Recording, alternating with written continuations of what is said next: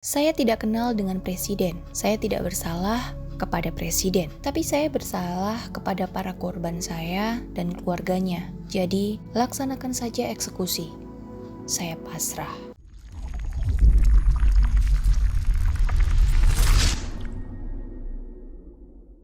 Usep menolak untuk melakukan banding, kasasi, bahkan mengajukan gerasi kepada presiden atas tindak kejahatannya. Pria kelahiran Lebak tahun 1968 itu yakin dia juga menerima putusan vonis hukuman mati dari Majelis Hakim Pengadilan Negeri Rangkas Bitung, Lebak, Banten pada 10 Maret tahun 2008. Di antara para terpidana yang pernah divonis hukuman mati di Indonesia, mungkin Usep yang bisa dibilang paling menerima keputusan itu dengan sikap legowo.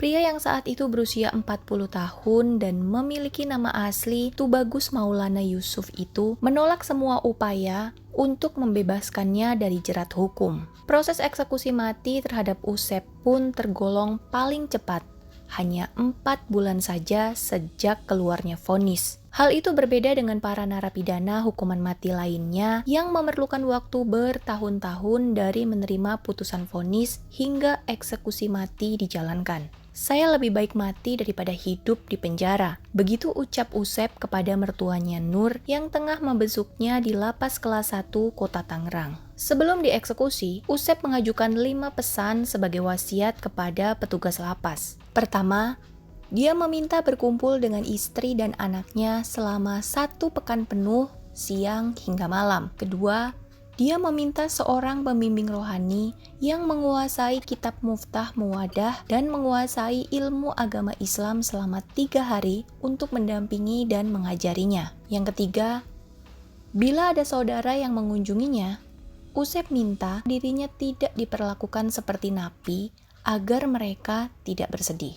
Yang keempat, dia minta diizinkan melakukan sholat sunnah terlebih dahulu sebelum dieksekusi. Selain itu, dia juga meminta dikuburkan di samping kuburan ayahnya di Kampung Kandang, Kujang Sari, Cileles, Lebak. Yang kelima atau permintaan terakhirnya, dia meminta dihadirkan ibu kandungnya selama 1 pekan di waktu siang hingga sore. Jumat malam pada tanggal 18 Juli tahun 2008, Usep dibawa dari lapas Tangerang menuju sebuah hutan yang masuk wilayah Kecamatan Cimarga, Lebak. Di hutan itu, di tengah dinginnya malam, Usep dihadapkan pada regu tembak yang berjumlah 10 personel Brimob Polda Banten. Tepat pada pukul 10:30 malam waktu Indonesia Barat, 3 peluru tajam menghujam tubuh Usep tepat di sasarannya, yaitu jantung. Dalam hitungan detik, tubuh Usep terkulai. Tim medis yang memeriksanya pun menyatakan dia sudah tidak bernyawa. Jasadnya segera dibawa ke Puskesmas Cimarga untuk diotopsi dan dimandikan. Kemudian jasadnya tersebut diserahkan kepada keluarga.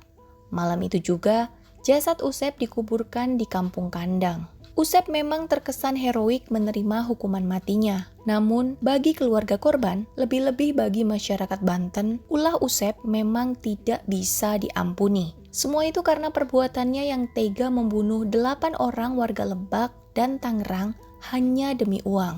8 orang yang dibunuhnya adalah Oon, Salikun, Imik Zamzani, Yudi, dan Umroh. Mereka dibunuh Usep pada tanggal 17 Mei tahun 2007. Kelimanya mati setelah meminum racun tikus dan dikuburkan dalam 1 lubang di hutan Kampung Cipajar, Cileles. 3 korban berikutnya adalah warga Tangerang, yaitu Anto, Samali, dan Nasrun. Mereka juga tewas setelah minum racun dan dikubur bersama di hutan Kampung Ciburui, Cileles pada tanggal 19 Juli tahun 2007. Awalnya, sepak terjang Usep diketahui polisi setelah Polres Lebak menerima laporan seorang wanita yang bernama Dewi, 30 tahun, pada hari Senin tanggal 23 Juli tahun 2007. Dewi yang saat itu ditemani oleh anaknya ini melaporkan jika suaminya yang bernama Anto tak kunjung pulang dan tidak pula ada kabar beritanya selama 3 hari. Menurut Dewi, Anto pergi bersama 2 rekannya yang bernama Samali dan Nasrun. Mereka bertiga pergi sejak tanggal 20 Juli tahun 2007. Dan setelah itu, ketiganya mengalami nasib yang sama, yaitu menghilang tanpa kabar. Kepada polisi, Dewi mengatakan Anto pergi untuk menemui seorang dukun yang bisa menggandakan uang di desa Cikareo, Cileles. Saat itu, Anto disebut tengah menggandakan uang sebesar 200 juta menjadi 2 miliar kepada Usep. Dan usahanya itu sudah dilakukan dalam beberapa tahap hingga semua harta bendanya habis terjual. Hari itu juga, tim polisi Polres Lebak mendatangi kediaman sekaligus tempat praktik perdukunan Usep. Saat itu, polisi langsung membekuk Usep yang tengah menerima pasien. Polisi menduga Usep menjalankan praktek perdukunan menggandakan uang secara gaib. Di hari yang sama, polisi pun menangkap Oyon, teman Usep di pangkalan ojek Pasar Saketi, Pandeglang. Di ruang penyelidikan, Usep dan Oyon diinterogasi secara maraton. Polisi menduga kedua orang ini sangat tahu keberadaan Anto, Samali, dan Nasrun yang dilaporkan hilang itu. Selain menginterogasi Usep dan Oyon, polisi juga berusaha mencari keterangan dari beberapa saksi yang mungkin saja mengetahui tentang hilangnya ketiga orang itu. Melalui teknik interogasi khusus, akhirnya polisi penyidik menemukan korelasi keterangan saksi dan pengakuan keduanya bahwa Anto, Samali, dan Nasrun yang menghilang itu telah mati dibunuh. Usep sejatinya bukanlah orang pintar atau orang sakti. Usep hanya berpura-pura sebagai dukun yang bisa menggandakan uang. Dia bekerja sama dengan Oyon yang berperan mencari pasien, dan keduanya berhasil mendapatkan pasien yang berasal dari beberapa daerah seperti Jakarta, Bogor, Tangerang, hingga Bekasi. Semua rata-rata dimintai uang mahar sebagai syarat ritual mereka. Hal yang sama dilakukan kepada Anto, Samali, dan Nasrun. Motif awalnya, Usep dan Oyon mengatakan bahwa mereka bisa menggandakan uang, tapi bukan uang yang jumlahnya bertambah, justru nyawa mereka yang hilang. Malam itu juga, Usep dan Oyon digelandang polisi untuk menuju sebuah hutan di kawasan Kampung Ciburuy, Desa Cikareo, Cileles. Mereka diminta polisi untuk menunjukkan di mana lokasi mereka menguburkan ketiganya. Setelah menemukan kuburan itu, Usep dan Oyon diminta menggalinya. Tak lama, ditemukanlah jasad ketiga korban dalam satu lubang yang sama. Keadaannya pun sama. Jasad mereka sudah mulai rusak. Dari pengakuan kedua tersangka itu, polisi pun akhirnya mendapatkan fakta baru bahwa Usep dan Oyon ternyata sebelumnya sudah melakukan hal yang sama kepada Oon, Salikun, Imik Zamzani, Yudi, dan Umroh pada tanggal 17 Mei 2007. Keesokan harinya, yaitu pada Selasa pagi 24 Juli tahun 2007, Usep dan Oyon kembali diminta menunjukkan lokasi kuburan kelima korban lainnya itu. Ternyata, lokasi pembunuhan pertama hanya berjarak sekitar 1,5 km dari lokasi pembunuhan kedua, dan lagi-lagi kelima korban ini dikubur dalam satu lubang yang sama berukuran 2 x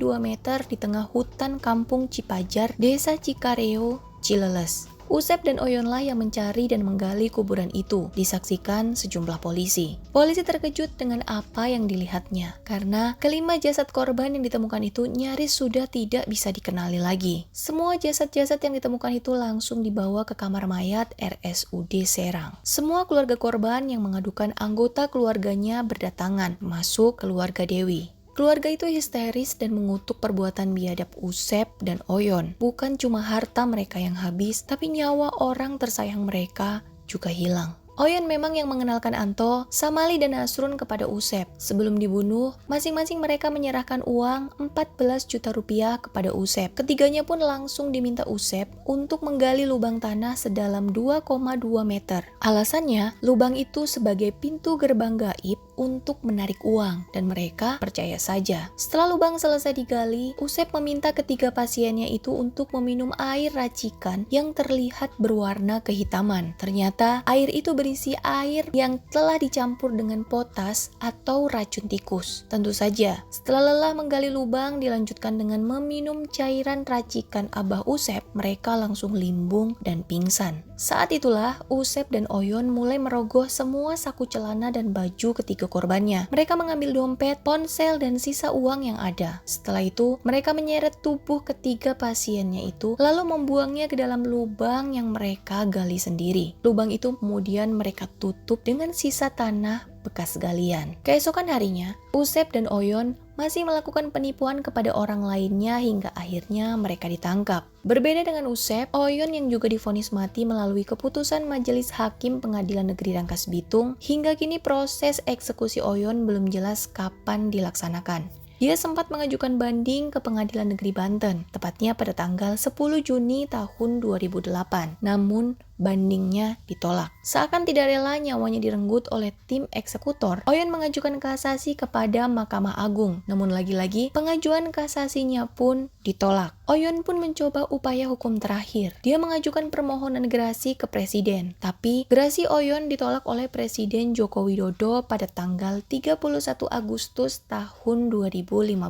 Namun hingga kini, kapan eksekusi mati terhadap Oyon dijalankan, belum ada kejelasan. Nah, itulah dia kasus Abah Usep, seorang dukun abal-abal pengganda uang yang telah menelan nyawa 8 orang. Mirisnya, selain uang mereka yang melayang, mereka juga diperdaya menggali lubang kuburnya sendiri. Semoga kita bisa memetik hikmah dari kejadian ini ya, bahwa tidak ada yang instan dalam mencapai kesuksesan. Logika dan akal sehat harus selalu kita kedepankan. Kira-kira gimana pendapat kalian tentang kasus pengganda uang ini? Tulis komentar dan pendapat kalian di bawah ya. Oh iya, kalian juga boleh request kasus apa yang pengen aku bahas selanjutnya. Tapi sebelumnya, please bantu support channel YouTube aku ya. Gampang banget caranya teman-teman, karena kalian tinggal klik tombol subscribe aja. Kalau kalian suka, kalian juga boleh klik tombol like-nya. Aku juga ada Instagram pribadi yang bisa kalian follow di @praptiprap. Terima kasih yang sudah klik video ini dari awal hingga akhir. Matur thank you. Semoga kalian gak bosen dengerin aku cerita lagi, cerita mulu, cerita terus untuk kasus selanjutnya. Dadah!